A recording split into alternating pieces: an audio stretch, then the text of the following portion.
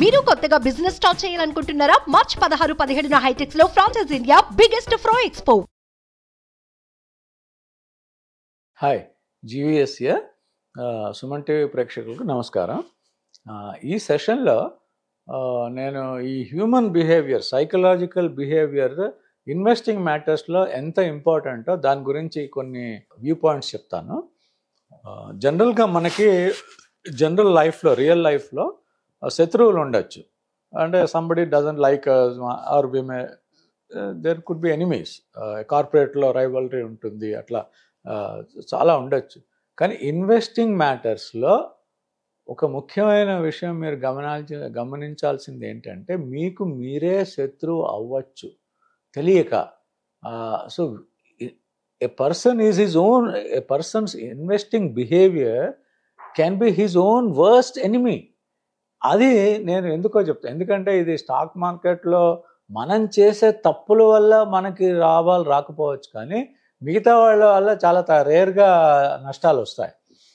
మన behaviour, wrong టైంలో కొంటాం, రాంగ్ టైంలో ఎగ్జిట్ అవుతాం, పేషెన్స్ ఉండదు. ప్రతిదానికి ఒక మార్కెట్ని ఫేట్ అనో, మార్కెట్ అనో, మేనేజర్ సరిగా చేయట్లే. That is a very wrong approach. దీనికి సైంటిఫిక్గా ఇది రీసెర్చ్ జరిగింది. ఈ బిహేవియర్ మీరు తెలుసుకుంటే మీ పోర్ట్ఫోలియో రిటర్న్స్ ఇంప్రూవ్ అవటానికి మీ వంతు ప్రయత్నం ఇంకొంచెం బెటర్గా ఉంటుంది. ఇది చాలా ముఖ్యం. చాలామంది ఇది కంట్రోల్ చేసుకుంటారు. ఈ బిహేవియర్ కంట్రోల్ చేసుకుంటే మీకు మార్కెట్ని చూసే కోణం, అంటే ద యాంగిల్ అనేది మీకు చాలా వేరేగా ఉంటుంది. ఇందులో కొన్ని బిహేవియర్స్ ఉన్నాయి. ఒకటి కన్ఫర్మేషన్ బయాస్. ఈ కన్ఫర్మేషన్ బయాస్ అంటే మన అందరికీ కూడా కొన్ని బయాసెస్ ఉంటాయి. బయాస్ మరి తెలుగులో ఎగ్జాక్ట్గా ఉంటాయి. అంటే మనకు ఒపీనియనేటెడ్ అంటారు. అంటే అది ఒక మనకు ఒక వరల్డ్ వ్యూ. అది మనకి అది మన వ్యూ. అది దాని తప్పు ఒప్పులతో సంబంధం ఉండదు. కన్ఫర్మేషన్ బయాస్ అంటే ఎలా ఉంటుందంటే మనకు ఒక నమ్మకం ఉంటుంది. మూఢనమ్మకాలాగా అనుకోవచ్చు ఇది, ఈ బయాసెస్ అనేవి. ఇవేంటంటే ఫర్ ఎగ్జాంపుల్ ఎలక్ట్రిసిటీ కన్జంప్షన్. తెలియగల వాళ్ళకి అందరికీ ఉంటాయి ఇవి. ఎలక్ట్రిసిటీ కన్జంప్షన్ ఎక్కువ అయితే ఎకానమీ బాగున్నట్టు, లేకపోతే బాగాలేనట్టు. మీకు ఏదో మార్కెట్లో వస్తుంది, ఎలక్ట్రిసిటీ ఇండస్ట్రీ బాగాలేదు, చాలా నష్టాల్లో ఉంది అదంతా అని. మీ వ్యూ ఏముంటుంది అప్పుడు? కరెక్ట్, నేను అనుకున్నది కరెక్ట్, ఎకానమీ బాగాలేదు, ఎలక్ట్రిసిటీ డిమాండ్ సరిగా లేదు, ఎకానమీ బాగాలేదు, కాబట్టి this is not a good time to invest in stocks. అది అంటే మీరు ఏదైతే అనుకుంటున్నారో దానికి కనబడే సూచన, అన్ని ఇండికేషన్ చూసుకుని అదే కరెక్ట్ అని వెళ్తుంటారు. కన్ఫర్మ్ మీకు ఆ పాయింట్స్ మాత్రమే చూస్తారు. వేరే ఆపోజిట్ కౌంటర్ వ్యూ పాయింట్స్ ఉన్నా కూడా అవి ఇగ్నోర్ చేసేస్తూ మనకు కావాల్సిందే మనం చూస్తూ ఉంటాం. Stock markets are dangerous, are risky అనుకున్నారు, మీకు ఇంకా అదే వ్యూ ఉంటుంది. స్టాక్ మార్కెట్స్లో మిగతా వాళ్ళు సంపాదిస్తున్నా కూడా స్టాక్ మార్కెట్ కరెక్షన్ వచ్చినప్పుడు నేను చెప్పాను అప్పుడే ఇది మంచిది కాదు, ఇది హెల్త్కి మంచిది కాదు. సో అవి కన్ఫర్మేషన్ బయాసెస్. ఆ బయాస్ అనేది చాలా డేంజరస్ థింగ్. అది సగం హాఫ్ నాలెడ్జ్తో మనం జనరల్గా చేసుకోవచ్చు. మిగతా విషయాల్లో పెద్ద నష్టం జరగకపోయినా ఇన్వెస్టింగ్ మ్యాటర్స్లో మీ బిహేవియర్ తెలియకుండా మిమ్మల్ని ఇన్ఫ్లుయెన్స్ చేసి బయటికి రప్పిస్తోంది. ఇప్పుడు నాదస్వరానికి కనుక, అంటే జస్ట్ అనాలజీ చెప్తున్నాను, how we dance to the tunes అనమాట. మనం అంతా కూడా ఆ మార్కెట్ అనే ట్యూన్కి బయటికి రావడం మొదలు పెడతాం ఎప్పుడు బాగా కాస్ట్లీగా ఉన్నప్పుడు. అవన్నీ డేంజరస్ బిహేవియర్స్ అవి. సెకండ్ది ఏంటంటే, సెకండ్ బయాస్ ఏంటంటే హర్డ్ మెంటాలిటీ. ఇది అందరికీ తెలిసిందే. ఈ గుంపు, అంటే క్రౌడ్ బిహేవియర్ అనేది వర్స్ట్ ఎనిమీ అనమాట. క్రౌడ్ అందరూ ఒక పాత్రలో వెళ్తుంటే మనం ధైర్యం చేసి ఇంకో పాత్రలో వెళ్ళాం, ఎందుకంటే భయం. కానీ ఇన్వెస్టింగ్ మ్యాటర్స్లో క్రౌడ్ ఆర్ రాంగ్. క్రౌడ్కి తెలియదు.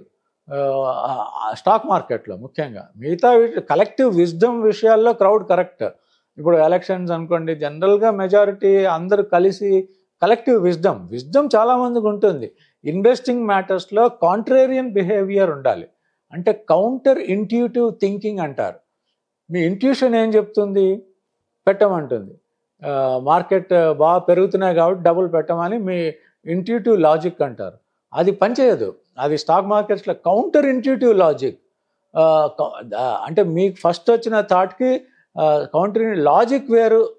లాజిక్ ఏంటి, మీరు అనలైజ్ చేసి చూస్తే కాస్ట్లీ ఉన్నాయి, మీరు ఇంట్యూషన్ ఏమో పెట్టమని చెప్తాను. సో ఇవి బయాసెస్ అన్నమాట, కాన్ఫ్లిక్ట్స్ ఇంట్లో మన మెంటల్గా ఉంటాయి. సో హెర్డ్ మెంటాలిటీ, అందరూ కొంటున్నారు, అందరూ మనం వెళ్ళి కొంటాం. బికాజ్ డిమాండ్ సప్లైలో వాల్యూమ్ ప్రైస్ రిలేషన్షిప్లో వాల్యూమ్ పెరుగుతుంది, మనం కూడా వెళ్ళి కొంటే. ఎగ్జాక్ట్గా ఇప్పుడు ఈ రోజున హైదరాబాద్లో కూడా అదే అవుతుంది. రియల్ ఎస్టేట్లో 4 crores, 5 crores, 10 crores, 20 crore villas. 20 crore విల్లాకి మీకు బ్యాంక్ వడ్డీయే 2 కోట్లు వస్తుంది. 10% డిపాజిట్స్లో పెట్టుకుంటే అక్కడ ప్రైవేట్ సెక్టర్లో సంవత్సరానికి మీకు అంత అద్దె వస్తుందా? అసలు దాని రిటర్న్ 2% అసెట్, అది 1% ఎంత వస్తుంది రెంటల్? అసలు డబ్బు ఉంది, డిమాండ్ పెరుగుతుంది, ఇంకా పెరుగుతుందని చాలామంది చెప్తున్నారు. ఎకానమీ చాలా బాగుంటుంది కాబట్టి ఇంకా అది బబుల్. ఈ బబుల్స్ అన్నీ క్రియేట్ అయ్యేది క్రౌడ్ బిహేవియర్ వల్ల. ఏ అసెట్ క్లాస్లో, గోల్డ్ అయినా అంతే. గోల్డ్ కొని ఏ రేట్కైనా కొని మనం కొంటున్న కొద్దీ గోల్డ్ రేట్ పెరుగుతూనే ఉంటుంది. అది క్రౌడ్ బిహేవియర్. గోల్డ్ పడ్డప్పుడు ఎవరు కొనరు, ఇంకా పడుతుందనే న్యూస్ మీకు చుట్టుపక్కల ఉంటూనే ఉంటుంది. ఎందుకు క్రౌడ్ కొనట్లేదు, మీరు కొనరు. సో బికాజ్ మీరు అంటే నేను కూడా, we are all part of the crowd. కాబట్టి ఈ క్రౌడ్ బిహేవియర్ వల్ల చాలా నష్టం. So crowd behaviour is risky in investing. అంటే పర్సనల్ ఇన్వెస్టింగ్ బిహేవియర్ గురించి చెప్తున్నాను. స్టాక్ మార్కెట్లో బిజినెస్ రిస్క్, సిస్టమేటిక్ రిస్క్, ఆ 2 risks ఎప్పటికీ ఉంటాయి. అవి సిస్టమేటిక్ రిస్క్ అంటే అందరికీ అప్లై అవుతుంది. బిజినెస్ రిస్క్ అంటే ఆ పర్టికులర్ కంపెనీలో బిజినెస్ సరిగా చేసినా చేయకపోయినా దానికి ఉండే. సో 2 types ఆఫ్ రిస్క్ ఉంటాయి. బట్ మన బిహేవియరల్ రిస్క్ వల్ల సగం డబ్బులు ఎక్కువ వెల్త్ క్రియేట్ అవ్వటానికి కారణం బిహేవియరల్ రిస్క్. అందులో హెర్డ్ మెంటాలిటీ ఒకటి. థర్డ్ది ఏంటంటే యాంకరింగ్ బయాస్ అంటారు. ఈ యాంకరింగ్ బయాస్ అంటే ఎప్పుడో 20 సంవత్సరాల క్రితం ఒక బిజినెస్ చాలా మంచి, ఆ రోజుల్లో మనకు తెలిసిన వాళ్ళు ఎవరో అంకుల్సో ఎవరో ఒక పర్టికులర్ ఇండస్ట్రీలో, టెక్స్టైల్స్లో ఫర్ ఎగ్జాంపుల్ డబ్బులు చేశారు. సో మీకు అదే నాటుకుపోయి ఉంటుంది. ఆ యాంకరింగ్ బయాస్ అంటే ఒక విషయం నాటుకుపోయి ఉంటుంది, ఇంకా అది మారదు, దాంతోనే ఆగిపోతారు. అలాగే మీకు దానివల్ల దీన్నే ఇంకోటి ఏమంటే లాస్ ప్రివెన్షన్. అంటే మీకు లాస్ అంటే ఇష్టం ఉండదు, అందుకని ఎంత పడ్డా అలాగే హోల్డ్ చేస్తాం. దాన్ని ఇనిషియల్గా 5% స్టాప్ లాస్ పెట్టి ఎగ్జిట్ అవుదామని ఉండదు. సో ఈ లాస్ ప్రివెన్షన్, ఈ యాంకరింగ్, ఇవన్నీ కూడా బయాసెస్. సో మన బిహేవియర్ లో ఒక రకమైన రిఫైన్మెంట్, అంటే కామ్నెస్ ఉండాలి first. Don't rush to buy, don't rush to cell అనేది జనరల్ గైడింగ్ ప్రిన్సిపల్. చాలామంది మార్కెట్లో కూడా చెప్తూ ఉంటారు, ఎక్స్పర్ట్ అడ్వైజ్లో లాగా, అంటే రికమెండేషన్. సో ఈ కంట్రోల్ ఆఫ్ బిహేవియర్ ఒక రకమైన ట్రాంక్విలిటీ అంటాను చూసారా, అంటే స్థితప్రజ్ఞ.